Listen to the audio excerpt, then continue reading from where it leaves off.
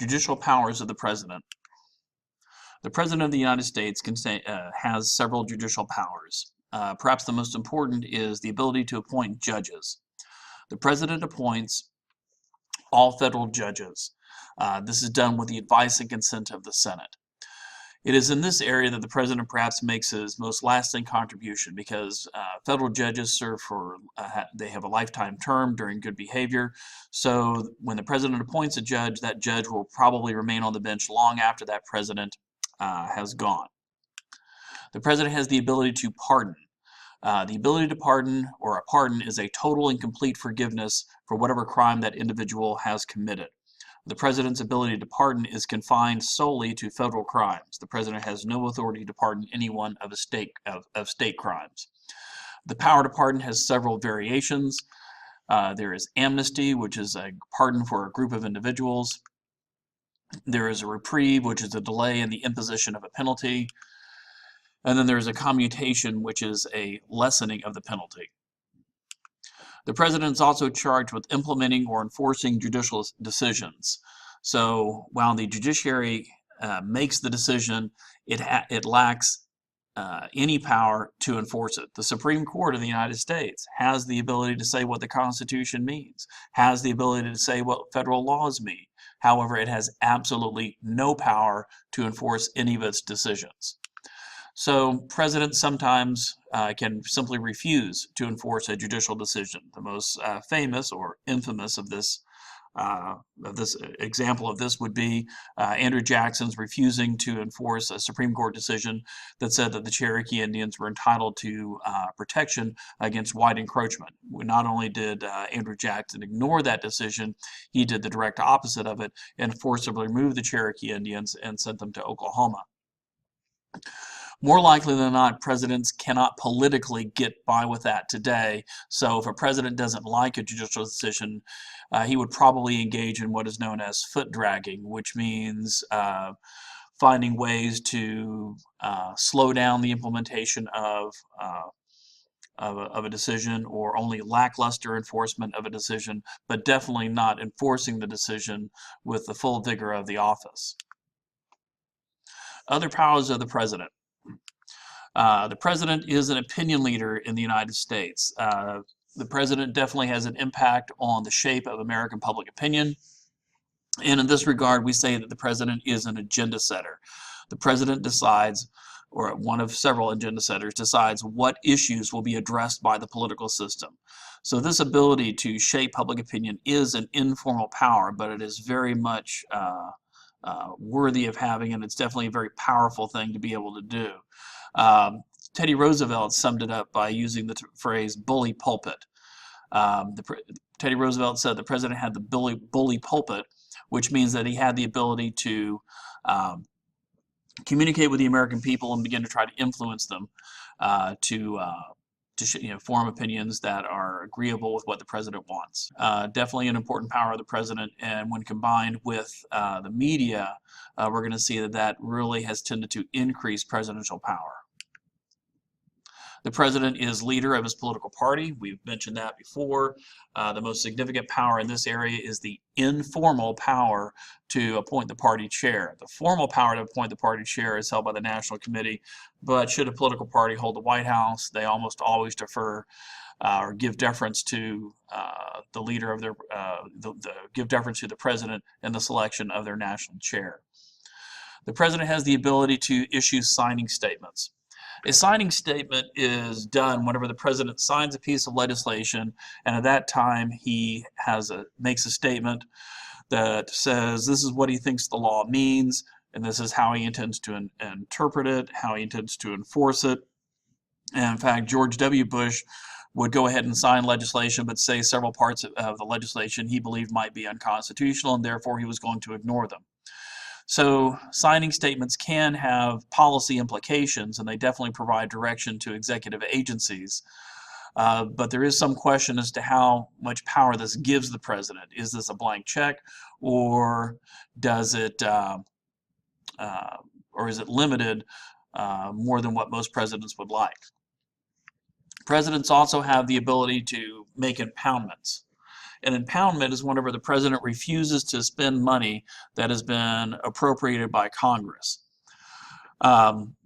There's a lot of question as to whether presidents actually have this power. I don't think anybody would dispute the ability of a president to not spend money, but still purchase the things that Congress had appropriated the money for, but go ahead and save money by getting them cheaper. I don't think anybody would doubt a president's ability to do that. But what people would question is if Congress appropriates a billion, several $billion to buy a certain amount of airplanes, if the president said, well, I don't think we need any of those airplanes, we're just not going to purchase them, does that go against Congress's ability to control the money? Simply put, an appropriations bill, is that permission to spend money, or is that a requirement that the money be spent? Presidents take a different view often than what Congress does.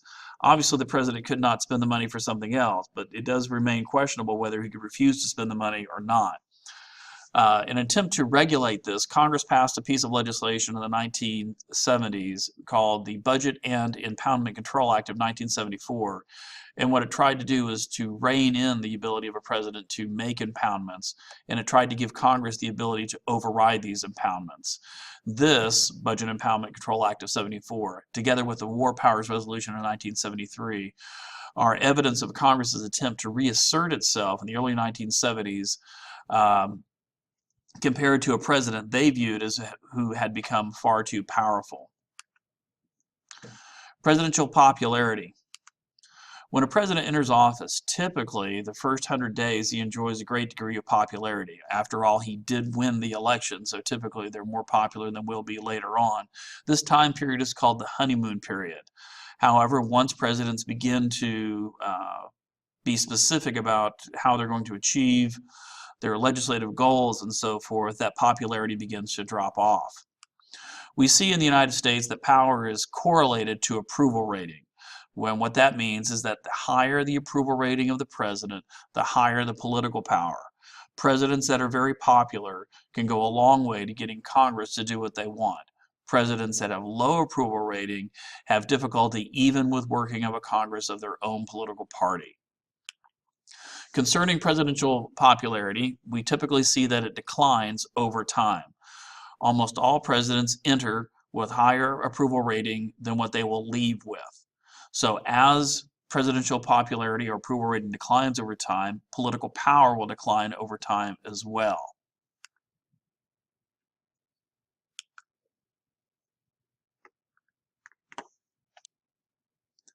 There are several factors that lead to increasing presidential approval rating. Number one would be a good economy. If the economy is performing well and people are relatively happy with their economic situation, they tend to reward a president with high approval rating. Regardless of whether the president had anything to do with the economy or not, people tend to look at a president as having been successful if their individual position in life is doing pretty well. Short wars typically increase presidential approval rating. A crisis will increase presidential approval rating. This is known as the rally around the flag effect. The American people will typically look to a president to take care of problems or to address crisis. And during that time period, they tend to have a more positive view of the president than they would otherwise. Running for re-election also has a tendency to increase an individual's approval rating, even if that president doesn't win re-election. This is because the president is out there, in essence, selling himself again to the American people, talking about all the great and wonderful things that he's done and all the great and wonderful things that, if re-elected, he's going to do. There are some factors that lead to decreased approval rating. These would be a bad economy. During times of recession and depression, the American people tend to blame the president, and as a consequence, his approval rating will decline. Also, long wars will typically lead to lower approval rating. Also, scandal will lead to lower approval rating. Even if the president is not directly involved, if it involves the White House, then it's typically going to result in a lower approval rating for him. President and the media. The president has a love-hate relationship with the media.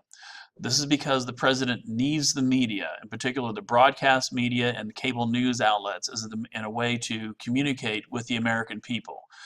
Now, there has been some movement on this in terms of presidents bypassing this with social media, but still, the primary vehicle by which presidents will communicate with the American people at the time of this recording is through cable TV and broadcast TV. So the presidents do, in that regard, love the media.